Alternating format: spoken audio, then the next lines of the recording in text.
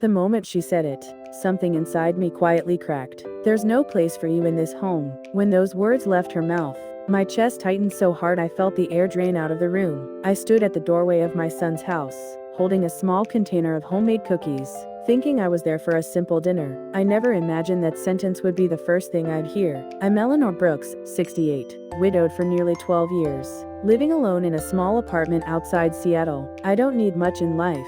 Just knowing my son is happy and occasionally hearing his voice is enough.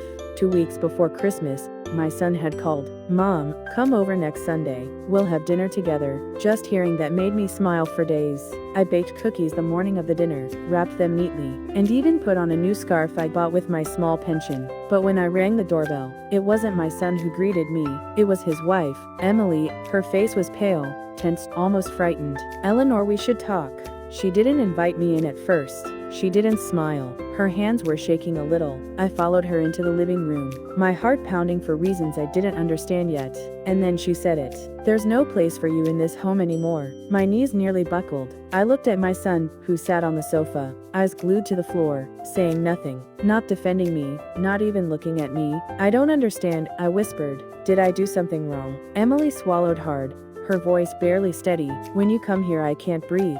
I can't relax. It feels like I'm being judged every second." I blinked. Judged? By me? I didn't even know what to say. I came to share a meal, to feel like I still had a family. But instead, I was being told I didn't belong. I left their home that night, feeling like a door had been quietly closed on my entire life.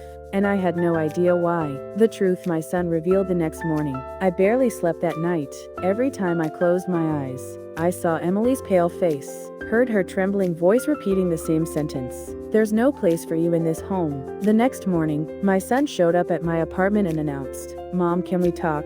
His eyes looked tired, sad, maybe even ashamed. I offered him coffee, but neither of us touched it. "Mom, Emily's been struggling." "Struggling with what?"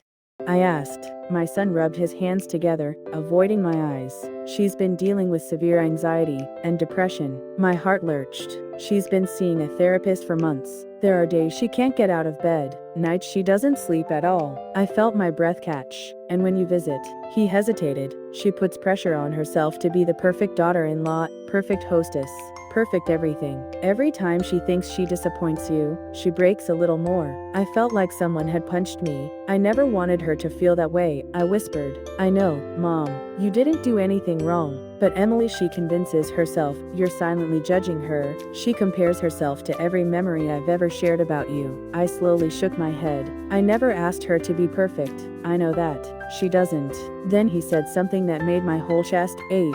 "She had a miscarriage 3 months ago." My hands went numb. "She didn't want you to know. She felt like she failed you, failed me, failed everyone." Tears slid down my face before I could stop them. "She thinks you'd be disappointed in her just for losing something she wanted so badly." I covered my mouth, overwhelmed. All this time, I thought Emily didn't like me, but the truth was, she was drowning silently in guilt that was never hers to hold. The conversation with Emily's mother that changed everything. 3 days later, I heard a soft knock on my apartment door. When I opened it, I was surprised to see a woman standing there, a woman I recognized only from photos. "Mrs. Brooks."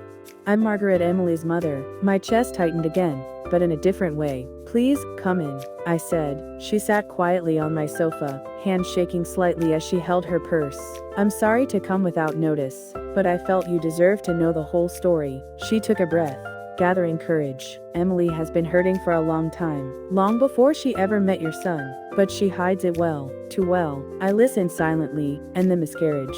Her voice cracked. It broke her. "She blames herself every single day." My throat tightened. "She didn't push you away because she dislikes you," Margaret said. "She pushed you away because your kindness reminds her of everything she thinks she lost. She feels undeserving of love, especially yours." I closed my eyes, letting the weight of those words sink in. "She said she can't breathe when you're around," I murmured. Margaret nodded softly. "That's panic, not hatred. You bring out the part of her that wants to be better, and that terrifies her." My eyes filled. "I never wanted to be a burden." "You aren't," Margaret said firmly, "but Emily needs time, and when she's ready, she'll come to you." Her words wrapped around me like a warm blanket. I didn't realize how much I needed someone to say them. The day Emily finally asked to see me, 1 week later, my phone buzzed with a message that made my breath stop. Eleanor, if you're willing, can we meet?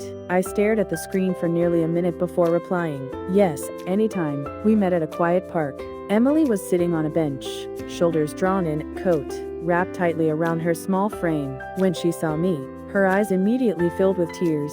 I'm sorry, she said, her voice trembling. For everything I said. I didn't mean it. I was scared and broken and lost. I sat beside her gently. You've been through so much, I whispered. I'm so sorry you had to carry it alone. She shook her head, covering her face. I didn't want you to see me like that. I didn't want to disappoint you. I carefully took her cold hands into mine. You could never disappoint me, not ever. For the first time, she looked directly into my eyes. I want to start over, she said. I want us to be family again. My chest warmed, and I felt tears spill freely. We never stopped being family. She leaned into my shoulder as she cried, crying for her loss, her fear, her guilt, and maybe, finally, her relief.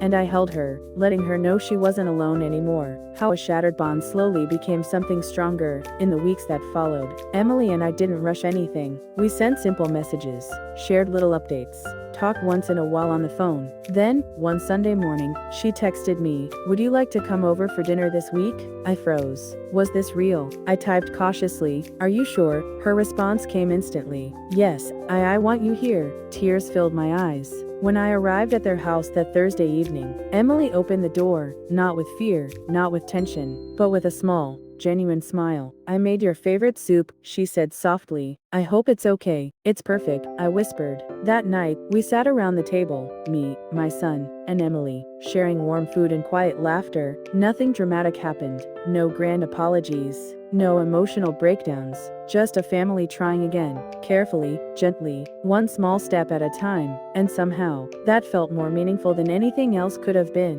Family isn't about perfection. It isn't even about always understanding each other. It's about returning, even after hurt, even after fear, even after words we regret. That night, I realized something. I hadn't lost my family. I'd simply needed to wait for them to find their way back to me. If you enjoyed it, please like and subscribe. It's a great help.